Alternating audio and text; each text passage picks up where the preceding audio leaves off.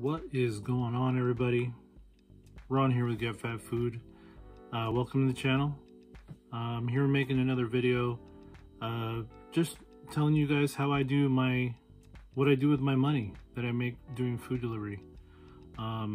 These are just my suggestions, so this is just a disclaimer, but I'm not a professional. I'm not licensed. I'm not like a tax advisor, financial advisor, none of that. So it's just for entertainment purposes. Take it with a grain of salt. I could be wrong. You know, maybe leave a comment down below if you have any tips as a gig worker as well. So today I want to talk about what I do with my money and what maybe you should do with your money if you do this kind of work, where we are basically an independent contractor gig worker. So let me pull my notes up here. Okay. So number one, keep track of all your expenses. So in our case, since we're drivers, whether we drive a car, a motorcycle, a motorized scooter, or even an electric bike, an electric scooter, even a regular bike, doesn't matter. Whatever you use to do deliveries on, you can write off the expenses. Now, from what I'm told, I could be wrong about this, if you're in a car, you have a choice of doing the standard mileage rate, which I think is like 56 cents per mile or 58.5 this year at 2022. Again, I could be wrong, not sure. Check on it. I might put a little thing there, look it up on irs.gov. And also look at your state's taxes as well. But anyway, if you use that standard mileage rate, you can't really, write off your expenses, but it's good to just keep track of your expenses anyway. So number one, keep track of your expenses. That could be, number one, count your mileage. Even if you're not going to be writing off any expenses, count your mileage. In your car especially, I count mine on my phone for my bike, from the Honda Navi. I use Strava, but if you go on Strava, just make sure you make sure it's private, so that, because Strava is kind of like a community app, so all the other cyclists are like using it for whatever. I use it because that's what was suggested by another YouTuber. His name is Wilser. He uses Strava because he used to actually ride a bicycle to do these deliveries. Check him out if you want to. But also, that's what I use, Strava. And then I use Stride, which is another app specifically for delivery drivers like us who use a car. And I use that especially just for the car. I count my mileage. It uses your GPS to see where you're at and how far you've driven and whatever. And you can always turn it off, turn it on. And you got to make sure you do your due diligence and try to be honest with, your driving. So obviously, if you're just going out to get groceries for yourself, for your family, that's not considered business mileage. So yeah, so keep, mileage, gas, whenever you get gas, get the receipt, take a picture of it. That's what I do. Any repairs that you got to do to your car, to your bikes, even your bicycles, if you had to take it to a shop to get a new tube in the tire, then that counts. Those are all business expenses. So you just got to make sure you keep track of your expenses.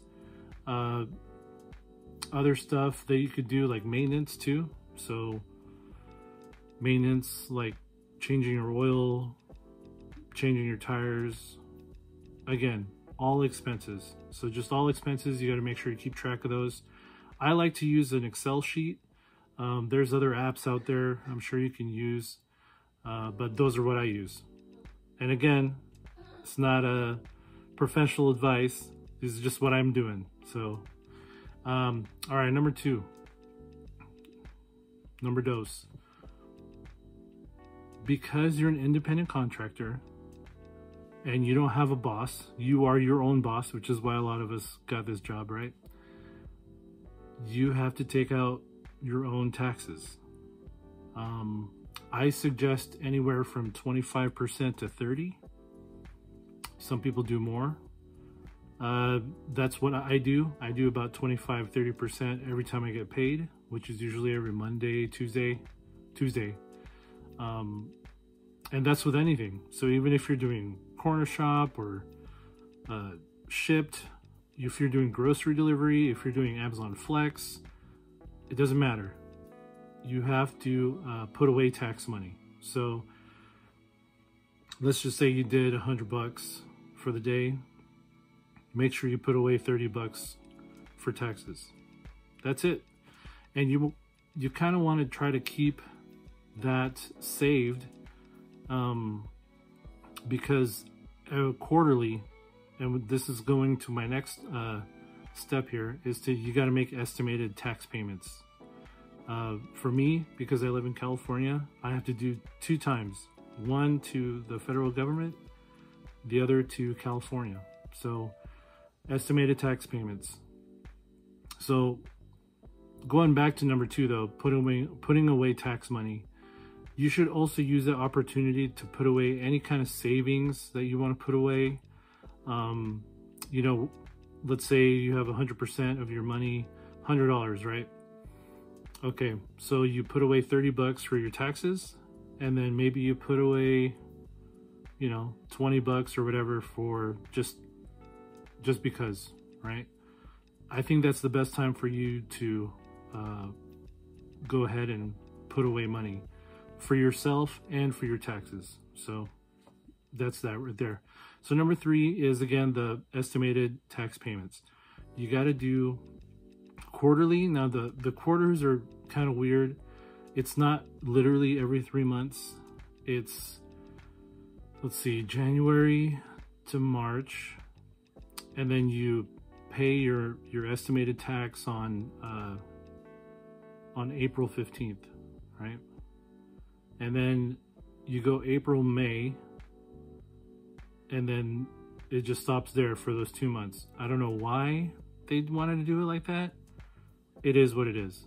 So May you stop, and then you pay your taxes on June 15th.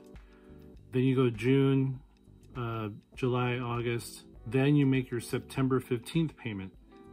And then September all the way down to December, that's when you do your last payment on January 15th of next year. So I know it's weird and confusing, but basically you have to make estimated tax payments. So you're just estimating how much money you're gonna owe to the IRS and your state, depending on what your state's laws are. You gotta make sure you research that yourself. But that's what I do. I live in California again, so I gotta do federal and I do California, and it sucks. So you gotta make sure every single time you get paid, you make sure you count that. You know, if you have an Excel sheet, like what I do, I have an Excel sheet.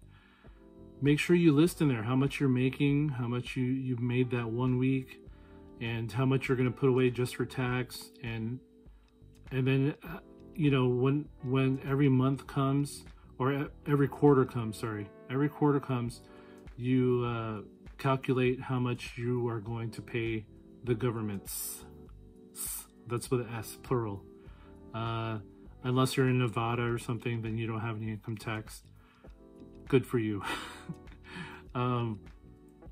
So yeah, that was my 3rd. So the first one was keep track of your expenses, all of them. Make sure they're business expenses, okay? 2, put away your tax money and savings every time you get paid. 3, you got to think about every quarter. You got to make an estimated tax payment. If you don't, I believe you will get penalized. You'll end up paying more. So just make sure you do it, you know. And that goes to your like your Social Security, stuff you would usually pay for if you were a W-2. And for people who don't know W-2, W-2 is a regular job. It's where you go, you have a boss. You're not an independent contractor, you're W-2. You don't usually have to worry about that so much because they kind of take care of that for you. They take out taxes for you, the company you work for. Whereas this delivery stuff, it's all just us. It's just us. So we gotta make sure we stay on it. At least that's what I try to tell myself. So yeah, third one was make estimated tax payments quarterly. And number 4 is just to do your annual income tax. And make sure you find a professional, or if not, you can use TurboTax. And this is when all of the stuff you keep track of, your mileage, the gas you use, all your expenses, counting your miles, all of these will come up to just this point where you're going to do your yearly income tax. And hopefully, if you did it right, you won't owe anything because you already paid your quarterly tax payments. Now, if you overpaid, if it's just a little, it's fine. If you overpaid by a lot, then you kind of have to adjust a little bit, you know, maybe just save 25% instead of 30.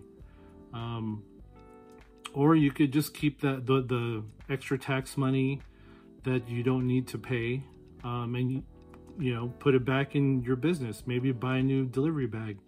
Maybe, you know, get a new phone, something that'll last you longer. Buy gloves. For me, it'd be like motorcycle stuff, because that's what I use to make deliveries with. But yeah, so that's pretty much what I do. Again, I am not a professional. Do your own research. But yeah, that's what I do, just to have, you know, so you guys have a idea of what to do with your money as a food delivery driver. Sorry about this, guys. It was kind of a boring video, but hey, we all need to do it. We're all adults for the most part, right? We got to keep doing our adulting. So it's fun when we can do kid stuff, but there's stuff we also need to worry about. So again, if you need more help, then maybe you should, you know, get a good tax preparer or a tax guy, tax girl, who will help you out with all your finances as a independent contractor, because it is a bit more tricky. There's a little bit more stuff you got to do yourself, as opposed to just being a W-2 worker and they just do everything for you. You just show up, do your job, and then go back home. So in any case, guys, thanks for watching. Maybe I'll go into depth on each point, on my 4 points here of what to do with your money as a independent contractor gig worker. But that's it for now. Let me know in the comments below what you guys think. Thanks again for watching. Have a good one. Let's keep on hustling.